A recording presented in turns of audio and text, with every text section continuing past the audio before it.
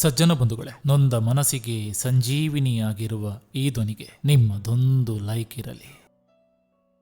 ಮನುಷ್ಯನಿಗೆ ಯಾವಾಗ ಒಂದು ವಸ್ತು ಸುಲಭವಾಗಿ ಸಿಗ್ತದೆಯೋ ಆಗ ಅದರ ಬೆಲೆ ತಿಳಿಯೋದಿಲ್ಲ. ಆದರೆ ಯಾವಾಗ ಆ ವಸ್ತುವಿನ ಬೆಲೆ ತಿಳಿಯುತ್ತದೆಯೋ ಆಗ ಅದು ಸುಲಭವಾಗಿ ಸಿಗೋದಿಲ್ಲ. ಖರೀದಿಸಲಾಗದ ಏಕೈಕ ಶ್ರೀಮಂತಿಕೆ ಅಂದ್ರೆ ಅದು ನೆಮ್ಮದಿ. ಬಯಸಿದೆಲ್ಲ ಸಿಗುವಂತಿದ್ರೆ ಬಯಕೆಗೆ ಬೆಲೆ ಇರ್ತಿರ್ಲಿಲ್ಲ. ಅನಿಸಿದೆಲ್ಲ ಹೇಳುವಂತಿದ್ದರೆ ಮೌನಕ್ಕೆ ಅರ್ಥ ಇರ್ತಿರ್ಲಿಲ್ಲ. ತಪ್ಪುಗಳೇ ಆಗದಿದ್ದರೆ ಹೊಸ ಪ್ರಯತ್ನ ಪಡ್ತಿರ್ಲಿಲ್ಲ. ಕಣ್ಣೀರೇ ಬರದಿದ್ದರೆ ನಗುವಿನ ಆನಂದ ತಿಳಿಯುತ್ತಿರ್ಲಿಲ್ಲ. ಕಷ್ಟಗಳು ಎದುರಾಗದಿದ್ದರೆ ಜೀವನದ ಮೌಲ್ಯ ಗೊತ್ತಾಗುತ್ತಿರ್ಲಿಲ್ಲ.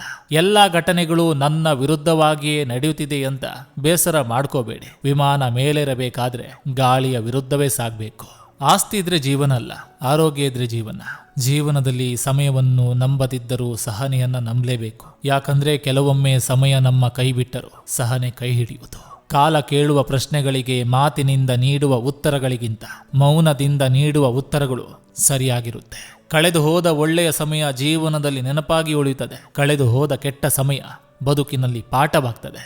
ಬಹಳಷ್ಟು ಸಲ ಕಣ್ಣು ಆಸೆ ಪಟ್ಟ ವಸ್ತುಗಳೇ ಸಿಗಲ್ಲ, ಅಂಥದ್ರಲ್ಲಿ ಮನಸ್ಸು ಆಸೆ ಪಟ್ಟಿದ್ದು ಸಿಗುತ್ತಾ. ನಾವು ಬದುಕುತ್ತಿರುವ ಕ್ಷಣ ಮಾತ್ರ ನಮ್ಮದು ಅಷ್ಟೇ. ಮುಂದೆ ಬರುವ ಕ್ಷಣ ನಮ್ಮದೇ ಆಗಿರುತ್ತೆ ಅಂತ ನಿರೀಕ್ಷೆ ಕೂಡ ಮಾಡಬಾರ್ದು. ಯಾಕಂದ್ರೆ ಯಾವ ಕ್ಷಣ ಏನಾಗುತ್ತೆ ಅಂತ ಯಾರಿಗೂ ಗೊತ್ತಿರಲ್ಲ.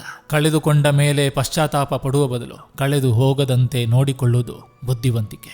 ಜೀವನದಲ್ಲಿ ಕೆಲವೊಮ್ಮೆ ಎಂತಹ ಸ್ಥಿತಿ ಬರ್ತದೆ ಅಂದ್ರೆ ನಮ್ಮದಲ್ಲದ ತಪ್ಪಿಗೆ ನಾವು ಶಿಕ್ಷೆ ಅನುಭವಿಸಬೇಕಾಗ್ತದೆ. ಅರ್ಥವಿಲ್ಲದ ಮಾತಿಗೆ ಎಷ್ಟು ಸಮಯ ನೀಡಿದ್ರೂ ವ್ಯರ್ಥ. ಹಾಗೆ ಜೀವನದಲ್ಲಿ ಅರ್ಥ ಮಾಡಿಕೊಳ್ಳದವರ ಜೊತೆ ಸಮಯ ಕಳೆದರೆ ಜೀವನವೇ ವ್ಯರ್ಥ.